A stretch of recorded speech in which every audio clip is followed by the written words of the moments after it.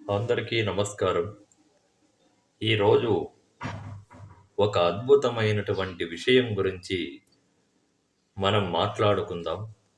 జీవితంలో మనం ఒక తల్లి గర్భమున జన్మించినటువంటి ఒక కుమారుడు కానీ, ఒక కుమార్తె గాని, ఎవరైనా కానీ మనకు దేవుడు ఒక జన్మను ఇచ్చినప్పుడు, ఆ జన్మను మనం ప్రత్యక్షంగా ఒకరితో ఎటువంటి అబద్ధాల పూరిత మాటలతో కానీ, ధర్మదారిలో వెళ్ళినప్పుడు భగవంతుడు దృష్టిలో ఎన్నో మంచి మార్కులు పడుతాయి. ఏంటో దేవుడి మీద దృష్టి కాదు. ఈ కలియుగంలో ఎక్కువ శాతం మంది డబ్బులపై చూపిస్తున్నారు.